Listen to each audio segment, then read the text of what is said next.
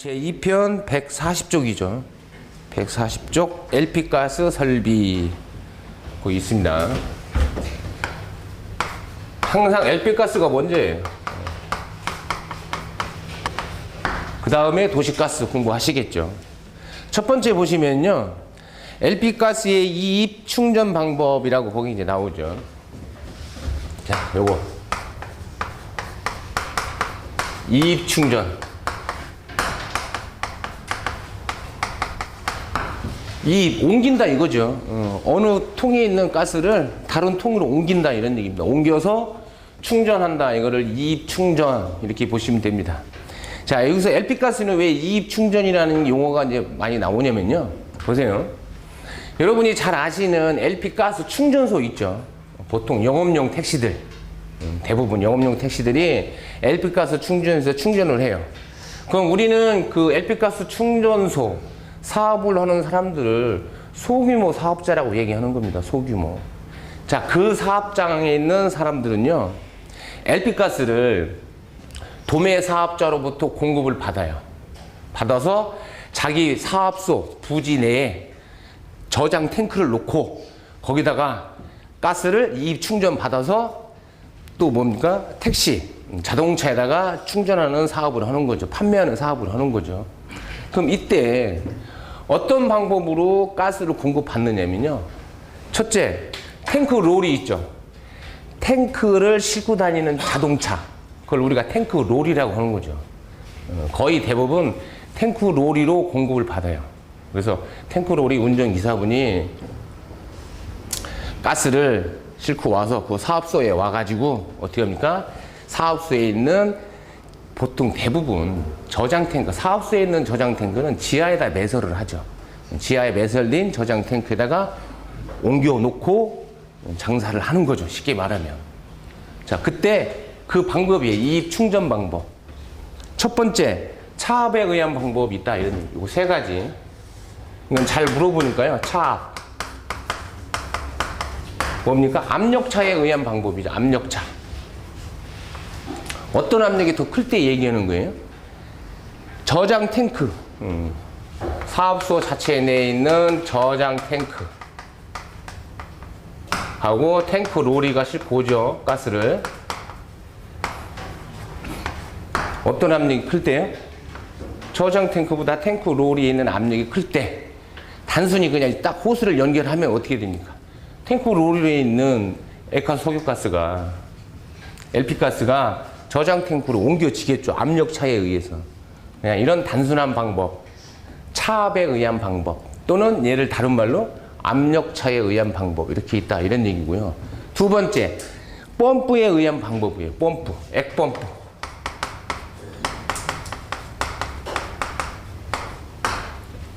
자, 이거는 압력차가 있을 때만 가스가 옮겨 실을 수 있는 거죠. 옮겨 담을 수 있는 거죠. 압력차가 있을 때만. 그럼 압력차가 없다. 그러면 탱크 롤로부터 저장 탱크로 가스가 충전되지 않겠죠. 그래서 이런 방법이 그냥 원래 이 방법은 잘 쓰지 않는 방법인데 이것도 하나의 방법이 있다라고 그냥 기억하시면 되고, 두 번째 방법은 뭐냐면 액펌프. 펌프를 이용해서 탱크 롤에 있는 LP가스를 강제로 저장 탱크다 옮기는 방법이다 이런 얘기죠. 액펌프. 세 번째 어떤 방법이냐? 압축기에 의한 방법이 압축기. 압축기. 압축기에 의한 방법. 크게 몇 가지요? 세 가지가 있다고 보시면 되죠. 차압, 액펌프, 압축기에 의한 방법. 그러면 이 방법 세 가지가 있는데 얘들은 나름대로 다 장점과 단점을 가지고 있어요. 그럼 이제 우리는 우선 방법이 세 가지 있다는 거 기억하시고 각각의 장단점만 공부를 하시면 됩니다. 자, 차압에 의한 방법은 그냥 딱 이렇게만 기억하시면 되고, 자, 액펌프에 의한 방법, 그 그림에 균합관이 있다 없다 뭐 그런 경우가 있는데요. 그냥 141쪽 보세요. 장점을 보세요. 액펌프로 하면 어떤 장점이 있느냐? 거기 교재에 있으니까. 첫 번째, 재액화 현상이 없다. 자, 보세요. 얘는요, 앞으로 액펌프의 장점, 단점은 뭐랑 비교하는 거예요?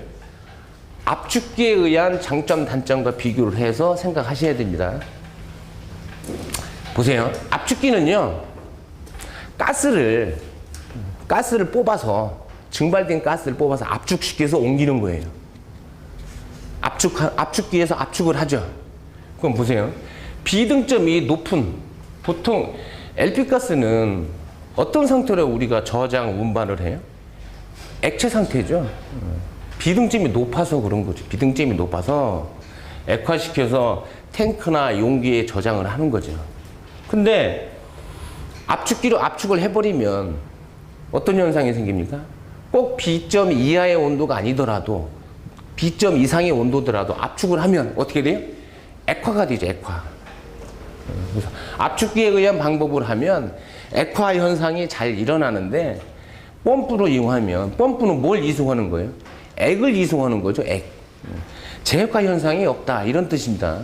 압축기에 비교해서 그렇다는 얘기입니다. 드레인 현상이 없다. 자, 보세요.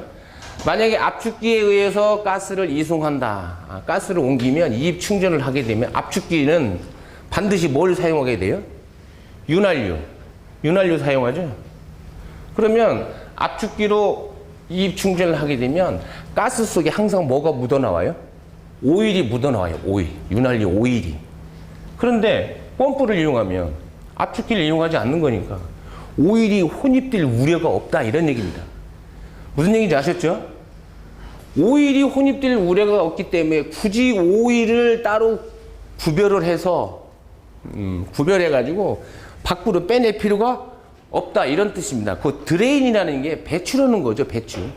오일 배출이에요. 오일 배출. 드레인 현상이 없다. 즉 이해가 안 가시면 드레인에다가 오일 배출 이렇게 쓰셔도 됩니다.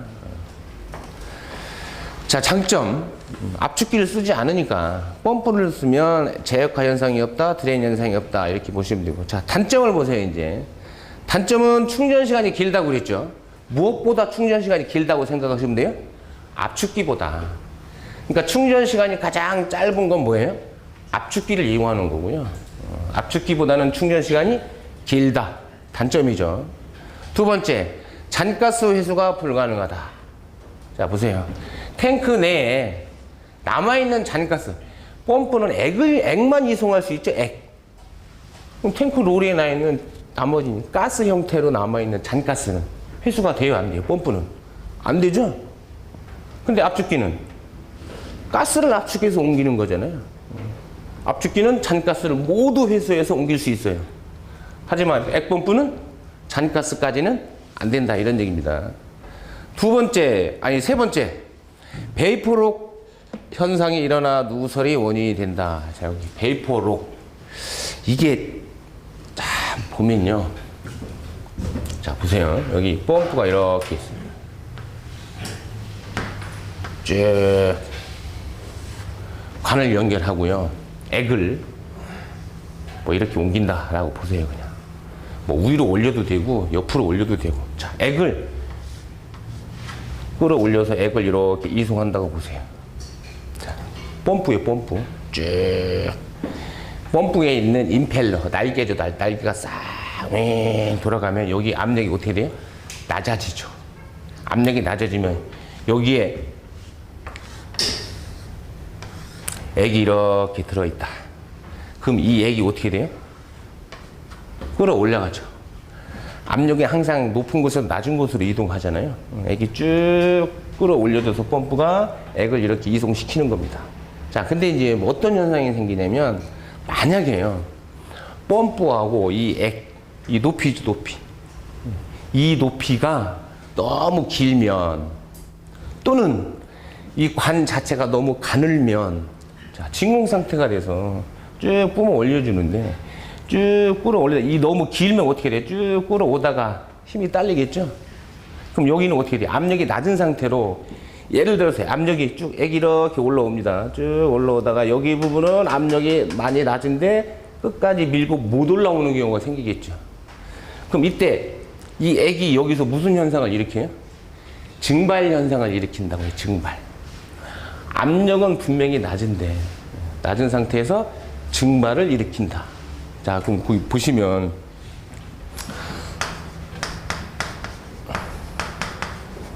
압력이 낮은 상태가 되면 무슨 현상이 생겨요? 증발. 끓음 현상이 생겨요. 끓음 현상. 끓음 현상에서 뭐가 많이 발생될까요? 기포가 다수 발생됩니다. 기포. 이 현상을 우리가 뭐라고 하냐? 캐비테이션이라고 한다. 이런 얘기죠. 캐비테이션. 얘를 캐비테이션.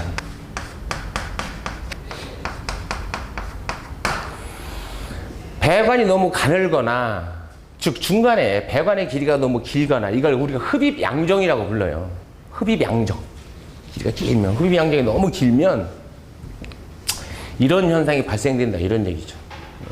그런 거를 캐비테이션. 압력차 때문에 생기는 게 캐비테이션이고요. 자, 보세요. 근데 어떤 액을 이렇게 끌어올리는데 쭉 오는데 여기 펌프가 있죠. 근데 쭉 끌어오면서 여기에 온도가 높아졌어요. 예를 들어서 온도. 압력이 낮은 게 아니고 온도가 상승된다. 온도 상승. 그럼 액이 무슨 현상이 생겨요? 증발. 끓는 현상이 생기죠. 온도가 높아지면. 그래서 역시 똑같아요. 기포가 다수 발생한다. 그럼 우리가 이걸 뭐라고 하냐면 이걸 베이퍼록이라고 그래요.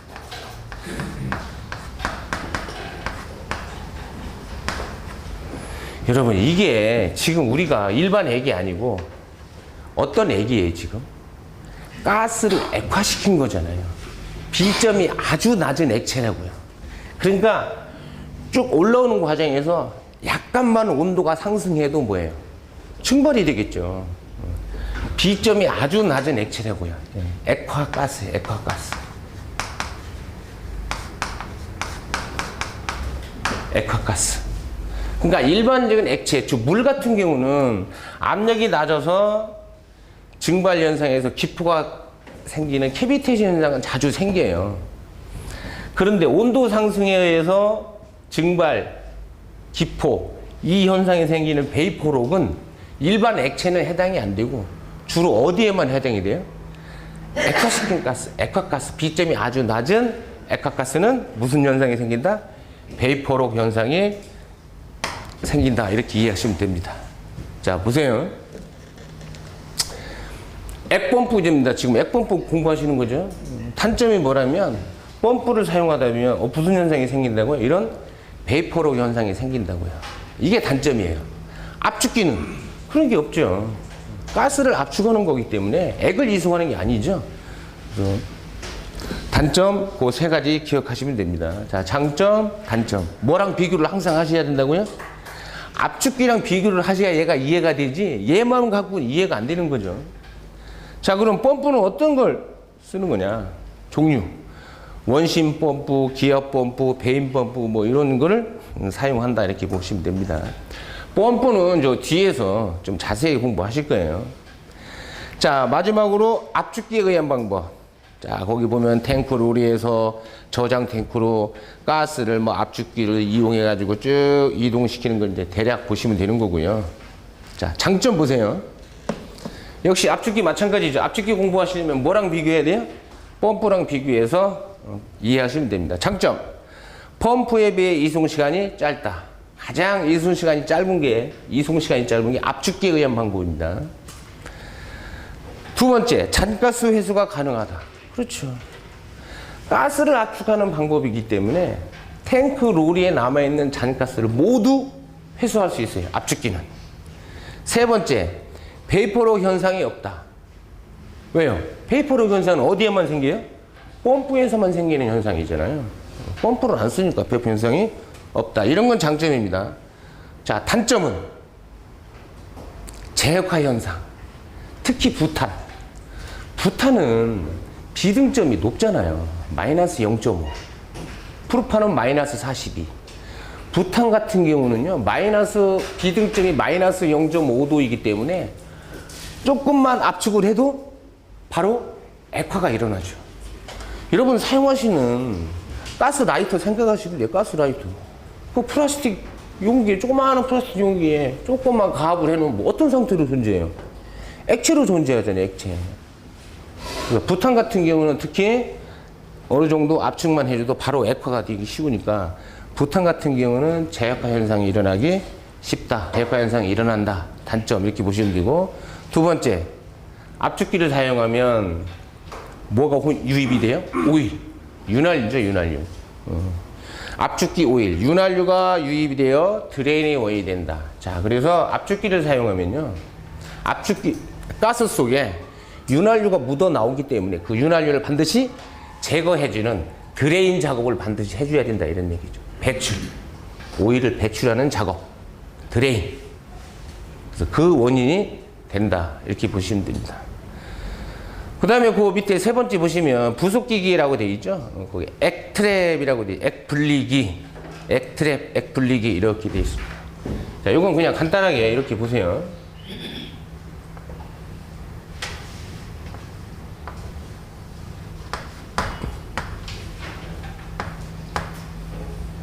자, 얘가 압축기입니다. 압축기.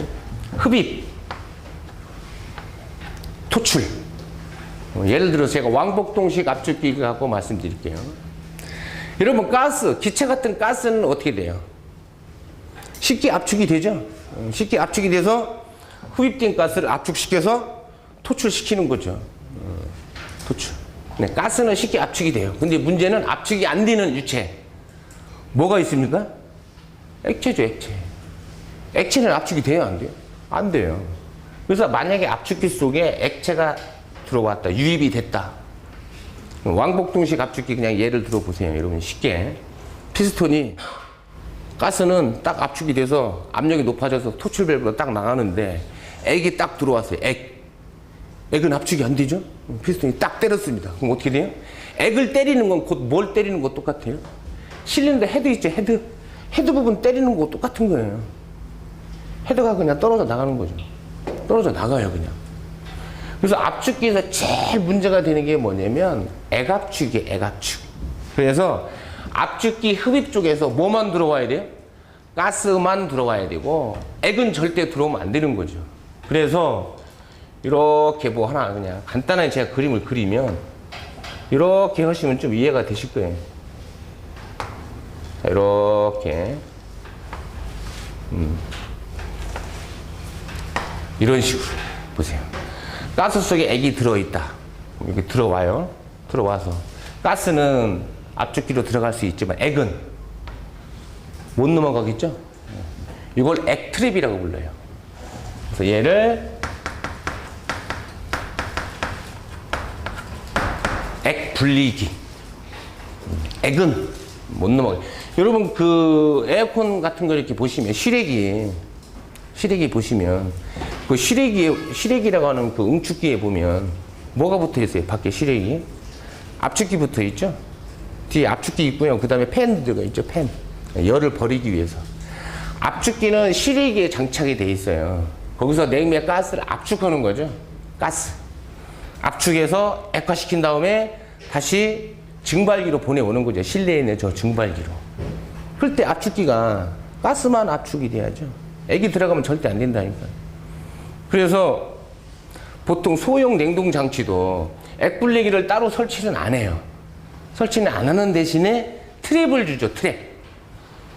이런 거 보셨나 모르겠네. 요 뭐 실외기가 있다. 그러면 여기 배관이 2개 깔려 있죠. 지금 지름이 큰 거, 작은 거. 근데 냉동에서 자세히 배우실 건데, 그래서 가스가 쭉 이렇게 넘어가서요, 압축기 쪽으로 가는데, 쭉 가는데, 그냥 이렇게 가서 조인을 한 게 아니고 어떻게 조인을 해요? 이렇게 조인을 하죠, 이렇게. 집에 있는 에어컨 보세요. 이 배관을 그냥 갖다 조인한 경우는 없어요. 한 바퀴 돌려서. 그러니까 이것도 일종의 뭐예요? 액트랩이에요, 이게 액트랩. 가스만 타고 넘어가고, 액은 머물러 있게 만든 거죠. 이해하셨죠? 이런 것도 액트랩. 액분리기. 그렇게 보시면 됩니다. 한마디로 액분리기는 뭐라고 정리를 할 수 있어요?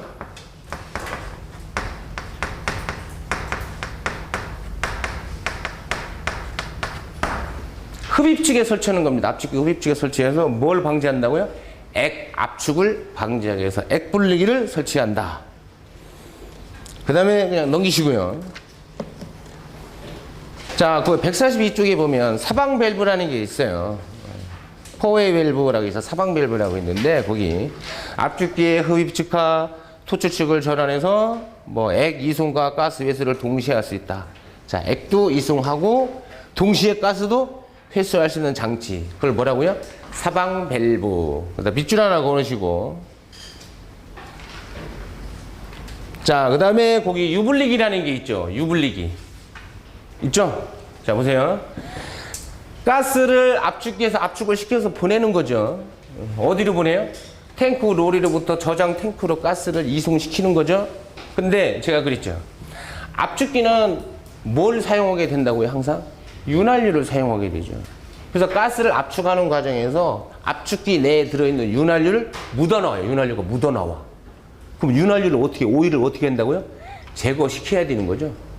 오일을 제거하기 위한 장치가 바로 뭐예요? 유분리가 있다. 이렇게 보시면 돼요. 이렇게. 유분리기. 유분리기.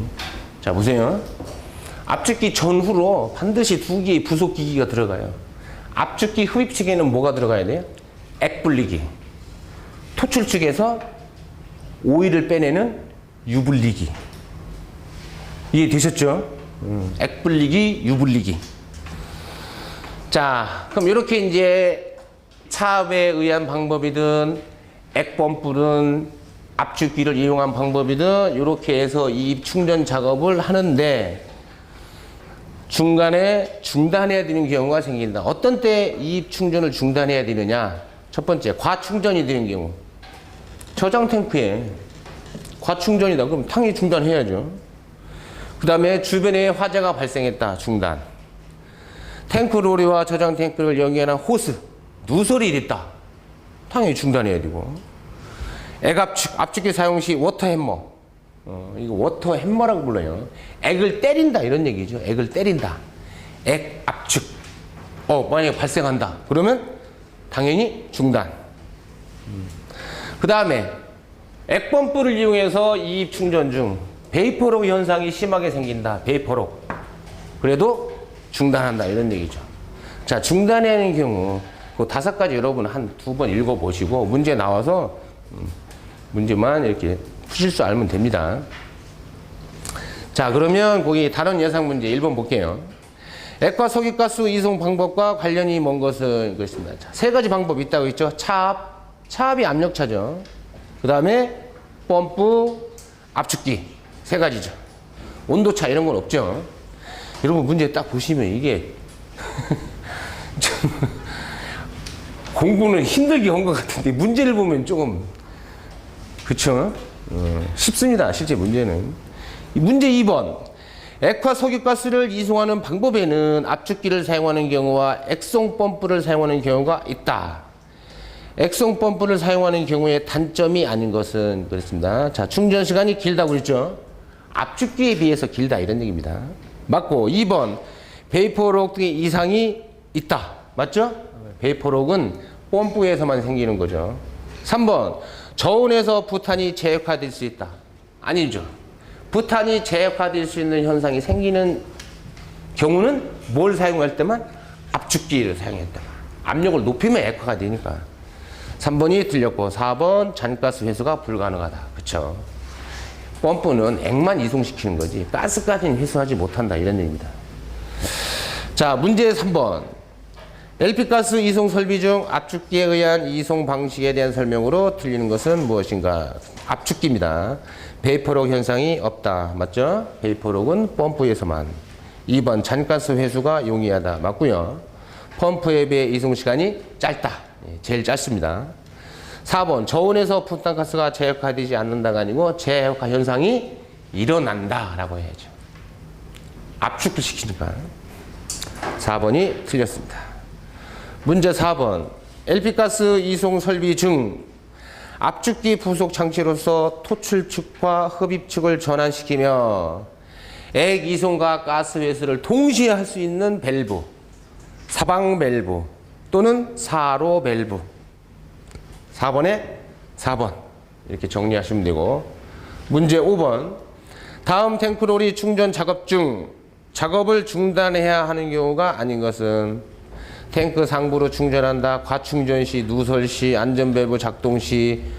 아닌 것을 고르라고 그러시니까 과충전하면 안 되죠. 누설돼도 안 되죠. 안전밸브가 작동됐다는 얘기는 뭐예요? 이미 저장 탱크에는 이상 고압이 형성됐다는 얘기죠. 당연히 중단해야 됩니다. 그런데 상부로 충전한다, 이거는 관계가 없다 이렇게 되죠. 5번에 1번이 틀렸습니다. 자, 그리고 계속 이어서 LP가스 수송 및 저장 이렇게 나옵니다. 수송. 자, 지금 LP가스를 소매 사업자한테 도매 사업자가 소매 사업을 하는, LP가스 충전소 소매 사업을 하는 사업자에게 현재 이거는 어떤 방법으로 지금 가스를 공급한 거죠? 탱크 로리를 통해서 공급을 한 거죠. 근데 꼭 탱크 로리만 방법이 있느냐? 그건 아니란 얘기입니다. 용기 있죠, 용기. 여러분 잘 아시는 LP가스, LPG. 용기 아시죠? 보통 가정에서 몇 킬로짜리 있어요? 20kg. 업소용 같은 경우는 조금 50kg 그런 거 씁니다. 20kg, 50kg. 그런 용기에 의한 방법도 있다 이런 얘기고요. 두 번째, 탱크 롤에 의한 방법. 지금 이 방법 탱크 롤이, 그죠? 자동차 싣고 다니는 큰 탱크, 그걸 우리가 탱크 롤이. 세 번째, 철도 차량에 의해서도 대량으로 수송할 수 있다 이런 얘기입니다. 이해하셨죠? 그 다음에 유조선. 여러분 보통 육지에서는 유조선을 이용할 수 없겠죠. 보통 평택 기지에서 가스를 액화 석유 가스를 수입해 올 때 쓰는 방법이죠. 수입. 유조선에 의한 방법. 그 다음에 파이프라인에 의한 방법. 특수하지만 보통 파이프라인에 의해서 가스를 공급하는 방법은 대부분 어떤 가스예요? 도시가스인데 LP가스도 일부 파이프라인을 통해서도 이송시킬 수 있다 이런 얘기입니다. 자, 그러면 맨 앞에 보면 거기 용기에 의한 방법 다시 보세요. 소량 수송의 경우는 용기가 적당하겠죠. 소량. 그 다음에 두 번째, 탱크롤에 의한 방법. 거기다 밑줄을 좀 걸어주세요. 탱크롤의 방법은 기동성이 있어 장단거리에 적합하다. 어느 정도 장거리, 단거리 다 적합하다 이런 얘기죠. 기동성. 그리고 다량 수송도 가능하다 이런 얘기입니다. 다량 수송. 이걸 탱크롤에 의한 방법. 그러니까 기동성이 좋아서 장단거리에 적합하다. 다량 수송이 가능하다. 그러니까 주로 어떤 방법을 많이 쓰겠어요? 탱크롤에 의한 방법을 가장 많이 쓴다 이렇게 보시면 됩니다. 그 다음에 이제 방법이 철도 차량, 유조선, 파이프라인 이런 게 있다고 보시면 되죠.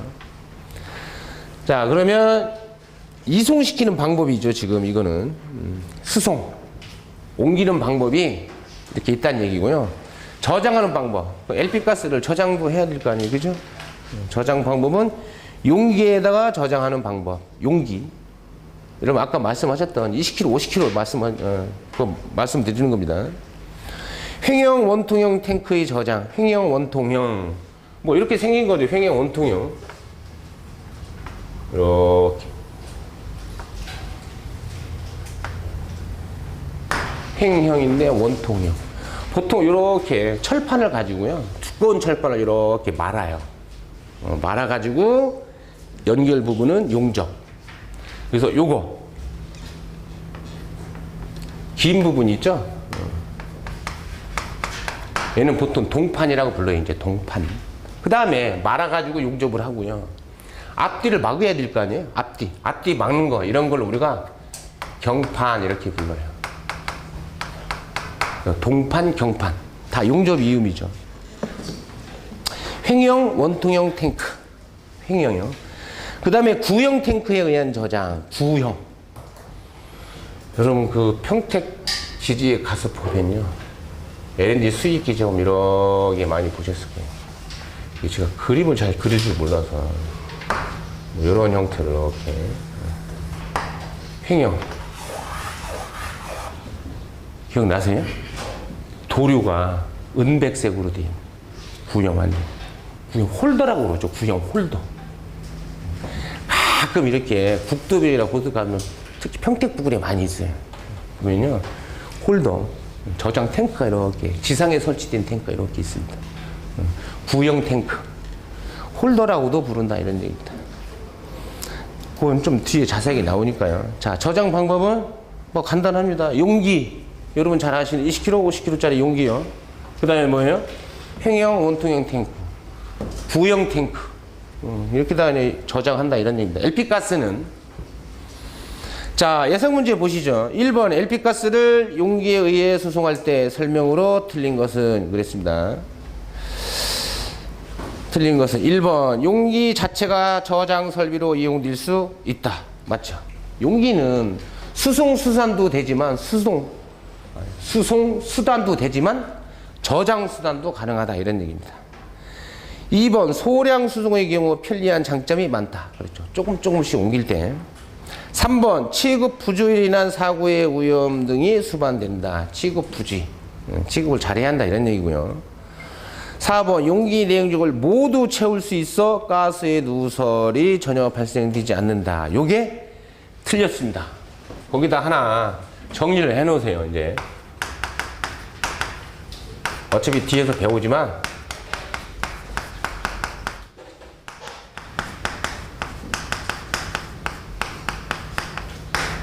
액화 석유가스 충전 기준입니다. 저장 탱크 웬만큼 큰 탱크죠.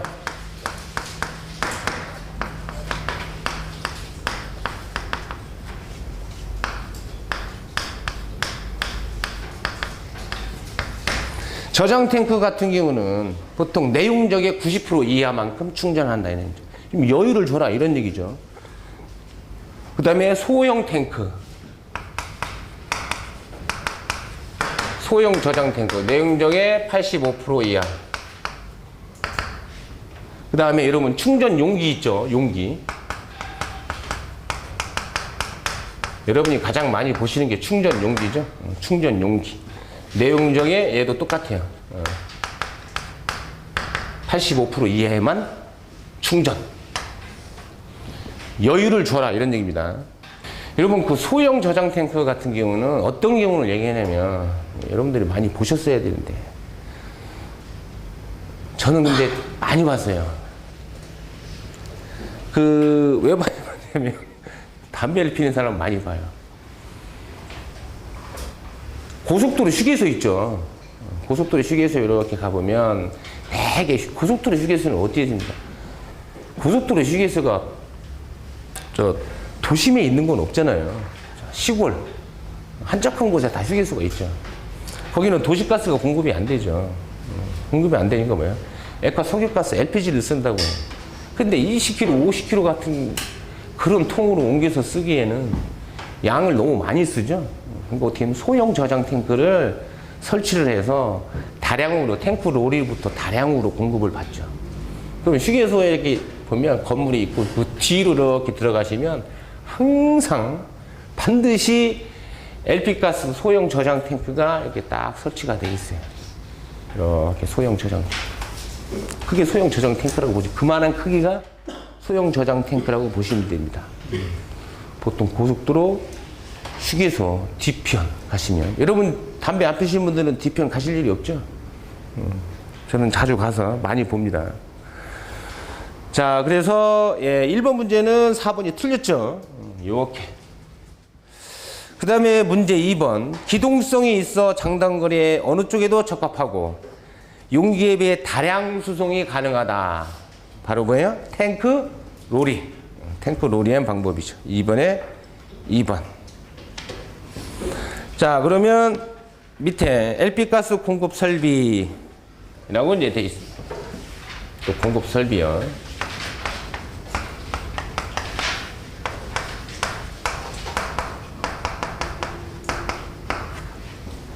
크게 두 가지. 자연기화, 강제기화.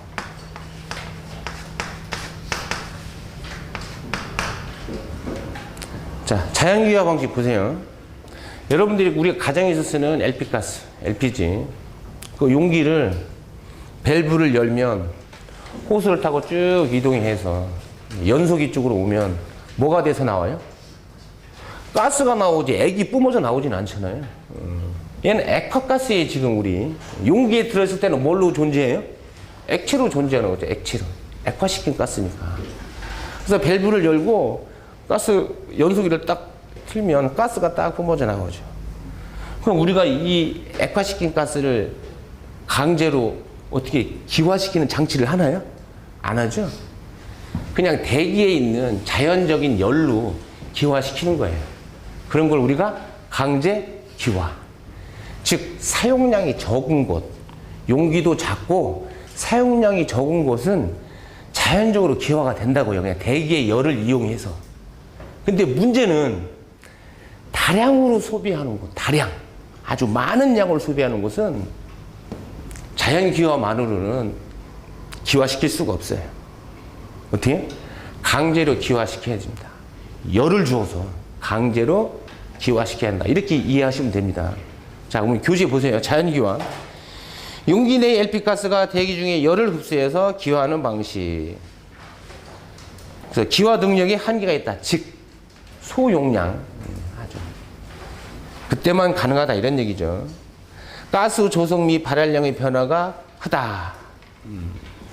온도가 낮은 경우는 대기의 열을 별로 없기 때문에 100% 잘 기화가 돼서 그렇지 않다. 이런 얘기입니다. 조성이 틀리다는 얘기는 조성의 변화가 크다. 이런 얘기는요. 조성의 변화가 크다. 이런 얘기는 비등점에 따라서 끓는 점에 따라서 끓는 점이 낮은 것부터 먼저 끓어 나온다. 이런 얘기입니다. 그래서 조성, 발열량의 변화가 크다. 이제 이렇게 보시면 됩니다. 자, 그래서 그 145쪽에 보면 강제 기화 방식이 있죠. 기화 장치를 이용한다. 이런 얘기입니다. 기화 장치.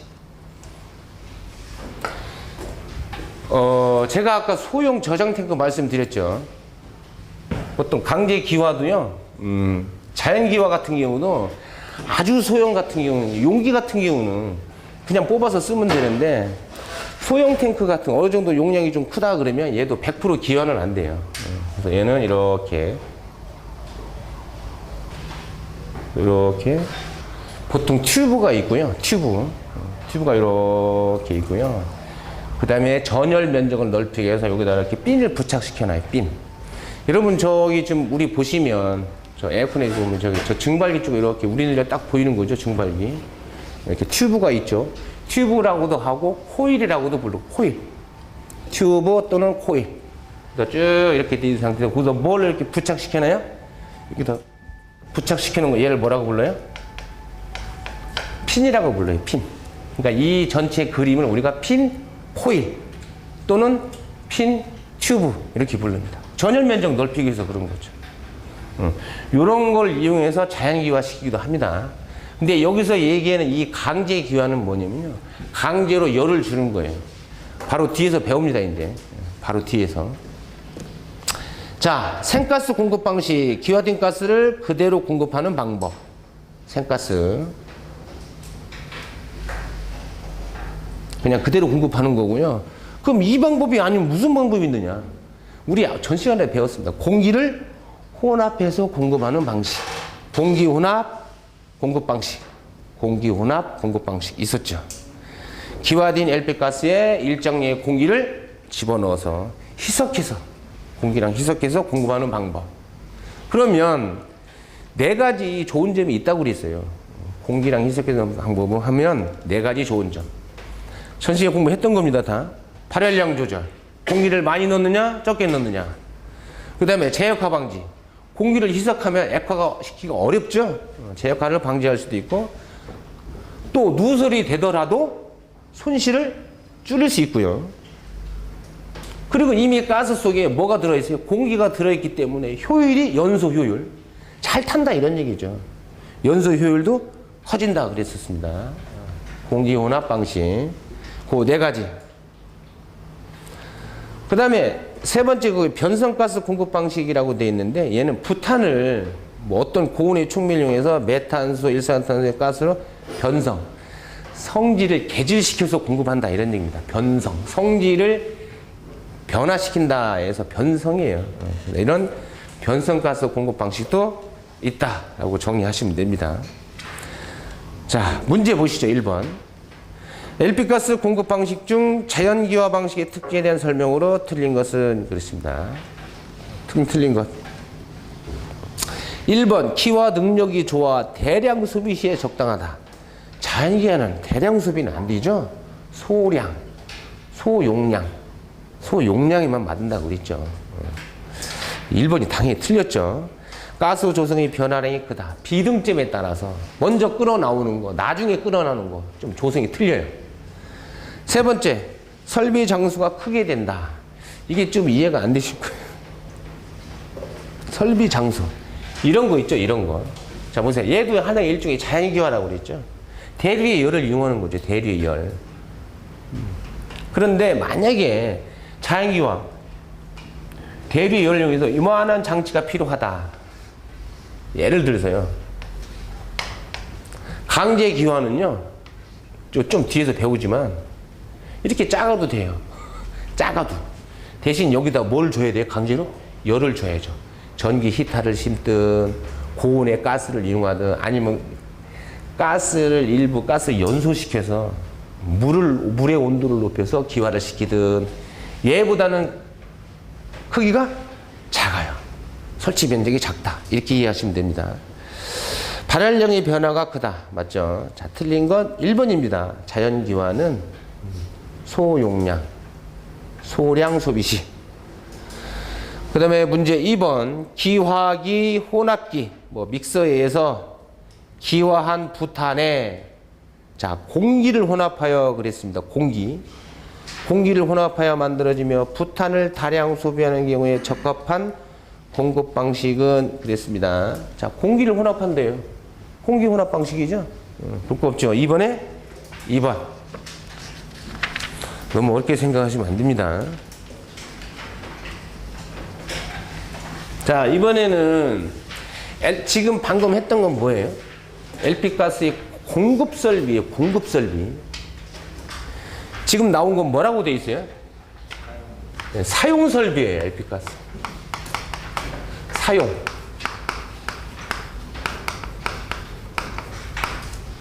소비자죠. 소비자. 사용하는 소비자의 갖춰야 될 설비. 지금 그렇게 보시면 됩니다. 자, 첫 번째 뭐가 나와요? 용기가 나오죠. 충전 용기.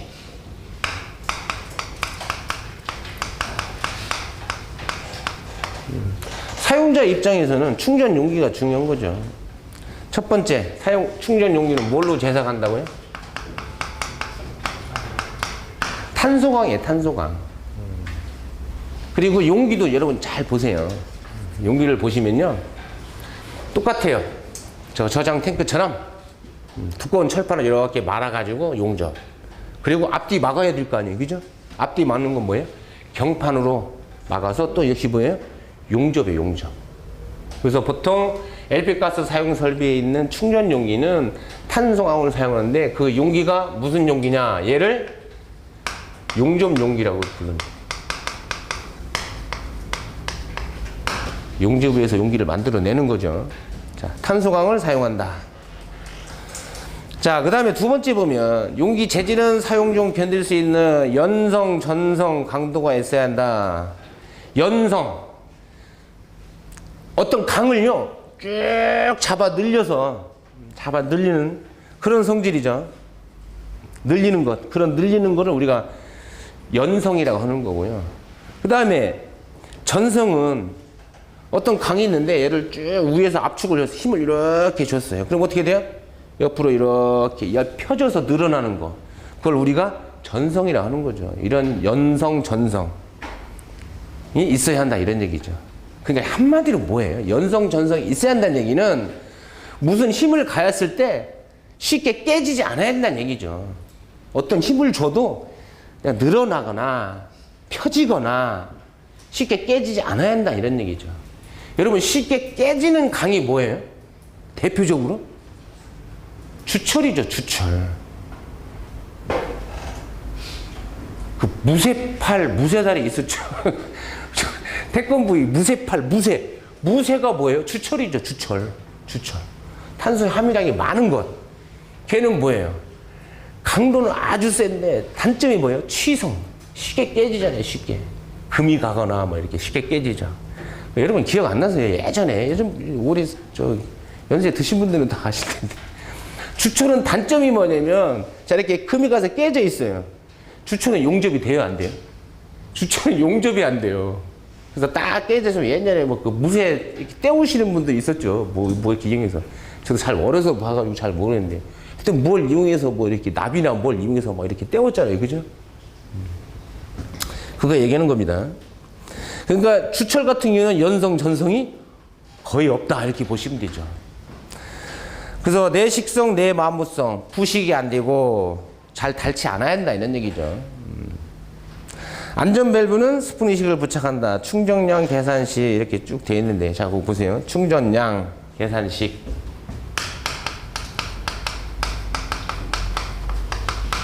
충전 질량이죠. G는 C분의 V. 자, C는 상수예요, 상수.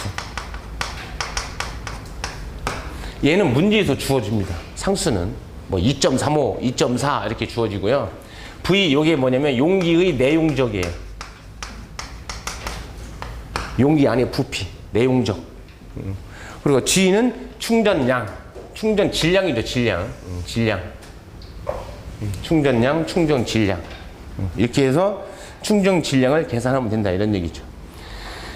요거 적용하는 거 바로 밑에 문제 있으니까 제가 거기서 풀어볼게요. 자, 문제 1번 보세요. LP가스 용기 재질로 가장 적당한 것은 뭐냐? 그러면 그냥 탄소강. 충전 용기예요. 탄소강. 2번. LP가스 용기로서 갖춰야 할 조건으로 틀린 것은 그랬습니다. 틀린 거. 1번. 사용 중에 견딜 수 있는 연성 인장 강도가 있을 것. 그랬죠. 내식성, 내마모성이 있을 것. 그 다음에 왕선진 용기는 균열, 뒤틀림, 찌그러짐, 기타 해로운 결함이 없을 것. 뭐 당연한 말을 써놓은 겁니다, 지금. 그 다음에 4번이 틀렸겠네요. 중력이면서 충분한 강도를 가질 것. 네, 충분한 강도를 가질 것은 맞아요. 무거워야 한다는 얘기인데 아니죠. 강도는 크고 가벼울수록 좋은 거죠. 가벼울수록. 우리가 왜 무거운 탄소광을 쓰겠어요? 가격이 싸잖아요. 강도는 좋고 가격. 자, 그래서 4번이 틀렸습니다. 가벼울수록 좋다. 자, 3번 문제 보세요. 자, 이거 우리 충전 질량 계산하는 거. 내용적은 94리터. 에카프로판 용기 저장 능력은 몇 킬로그램이냐? 충전 질량을 물어본 건데 질량 몇 킬로그램이냐? 자, 상수는 2.35 이렇게 주어졌습니다. 여기다 그대로 대입하시면 되죠. 상수 얼마라 그랬어요? 2.35. 내용적 94리터 그랬죠. 94리터. 해서 계산하면 몇 킬로그램이냐라고 이제 나오죠. 몇 킬로그램이에요? 네, 40킬로그램이죠. 저는 이걸 답을 알면서도 의식적으로 보내요. 94리터짜리는 40kg군요. 여러분이 잘 알고 계시는 뭐예요? 47리터짜리가 있어요. 47리터. 20kg짜리 이쪽 가정에 있었으면 충전용기. 그 20kg짜리. 20kg짜리가 딱 절반이에요. 40kg의 절반, 20kg는 94의 절반. 얼마겠어요? 47이죠. 47. 그게 내용적이 47리터예요. 그러니까 뭐 이런 거 계산하기 귀찮다. 근데 외우셔도 돼요. 문제가 두 문제예요. 무조건. 두 문제 중에 하나예요. 94리터면 40kg이고요. 47리터면 20kg이에요. 20kg. 바로 뒤에 나오구나. 바로 뒤에 나오네. 4번 문제. 20kg LPG 용기 내용적은 몇 리터냐? 94리터의 절반 얼마예요? 47리터예요. 여러분이 해보셔도 되죠. 근데 이번에는 뭘 물어본 거죠? 그 4번 문제는? 내용적 V를 물어봤잖아요. V는 그럼 어떻게 됩니까? C를 넘기면 되죠. 그럼 뭐가 돼요? G, C 이렇게 되죠. 질량. 질량은 몇 킬로그램이냐? 20kg이라고 했고요. 상수 2.35 똑같죠? 네, 2.35 상수 2.35. 계산하면 이게 47리터다 이런 얘기입니다. 47리터. 상식으로도 좀 이렇게 하셔도 됩니다. 상식으로. 그 다음에, 조정기. 여기 보시죠. 시간이 됐네요. 쉬었다 하겠습니다.